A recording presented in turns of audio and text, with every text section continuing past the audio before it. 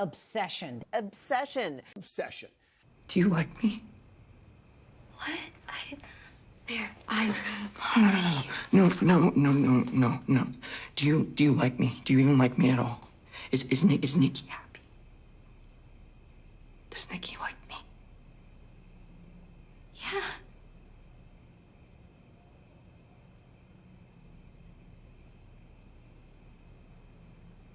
I'm your freaky Nikki. Girl, I have the appetite of a hopeless romantic. If you've seen my first video, you'll know I have a penchant not for violence, but violent women. And when I was a young teen, I was interested in the yandere subgenre. Romantic obsession specifically has been done to death in American films, even as far back as the 1920s. With 1927's The Unknown, featuring a young Joan Crawford, aka Mommy Dearest. And in this film, 1927's The Unknown, she is the subject of a handless, knife-throwing clown's romantic obsession. Every decade since then, there has been some movie about romantic obsession in American films. 1970's Play Misty for Me. That was Clint Eastwood's directorial debut. And not even a decade later, Fatal Attraction in '87 took the country by storm. One of Alicia Silverstone's very first films, The Crush in 1990, same subject. And who can forget one of Beyonce's lesser-known films, 2009's Obsessed. It's everywhere in American film, and it's been done over and over again. It seems every decade gives us a movie about romantic obsession. And as I said, I had my own fascination with it. When you're young, touch-starved, and yearn for love, it feels intoxicating. The idea of someone falling for you first, texting you first, sending you gifts, getting jealous, stalking your Instagram, following you home, it feels like a dream. When you've yet to experience real romantic affection, the idea of someone being obsessed with you to the point of trouble is unthinkable. It's a fantasy, it's comfort, to ache and yearn for something so human and yet so unknown. It's easy to fantasize, not just of a touch, but a bruise. Much like sexual fantasy, romantic fantasy can become addictive. The more we explore, the more extreme our tastes become, gradually and then all at once. Just look at AO3. When people are denied affection, we tend to get squirrely. When the wall of denial finally cracks, our minds often swing violently in the opposite direction, seeking extremes to compensate for the emotional deficit caused by prolonged suppression. A starving man does not dream of a nibble, he dreams of a feast. What begins as a longing for love can dip into a desire to be devoured. After all, isn't bite also touch? Then I saw Obsession, and it killed that part of me beautifully and horrifically. Obsession is a refreshing and visceral horror film for many reasons, but my favorites are Nikki and her story. They're an awful, haunting rendition of a disease of the spirit.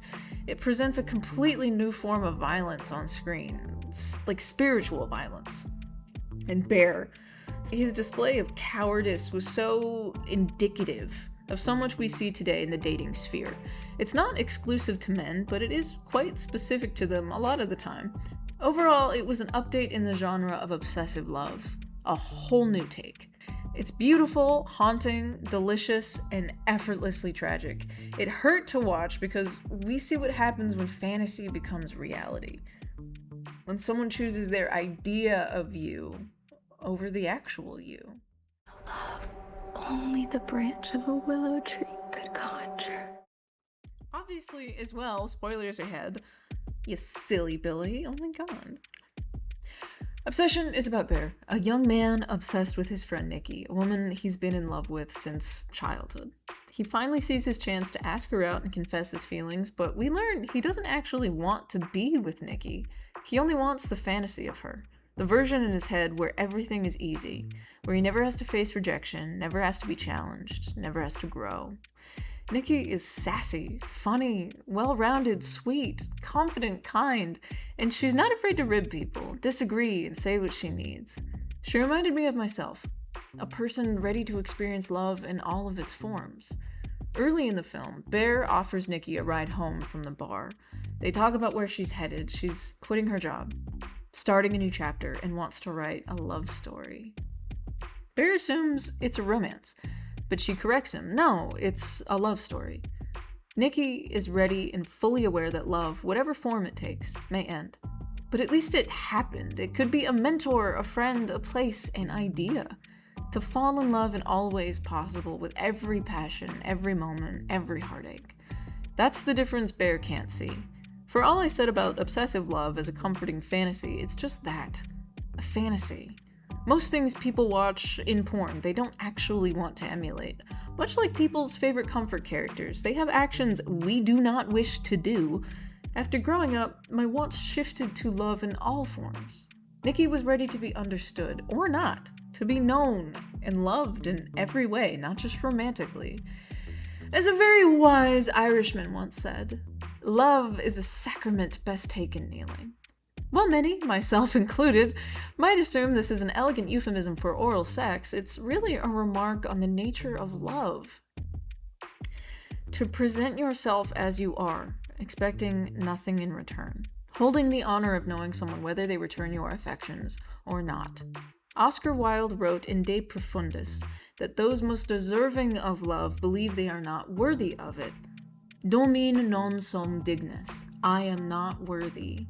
And those who believe they are worthy are not. With Bear, I've never met a coward by nature. Only by choice. Bear is a coward through and through, with a clear victim complex.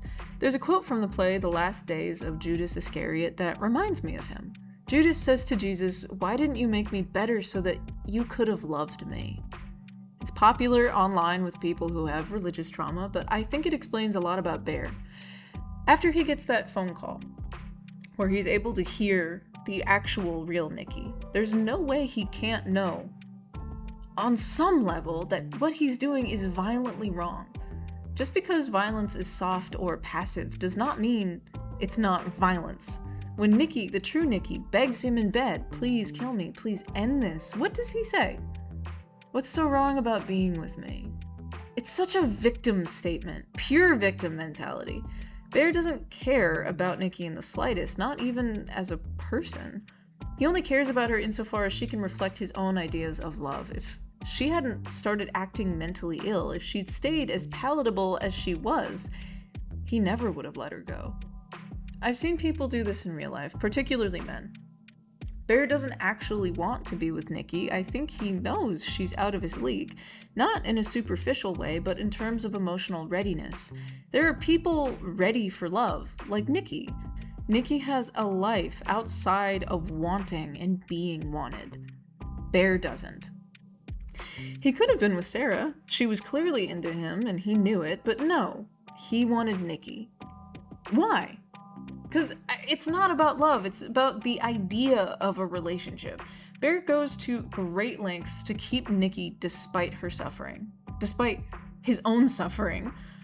He never actually wanted to love Nikki, he just wanted to be in a relationship with her. It feels very true to life. People trapping themselves in cages we can't see, preferring unhappiness together over happiness alone. I see this particularly with men.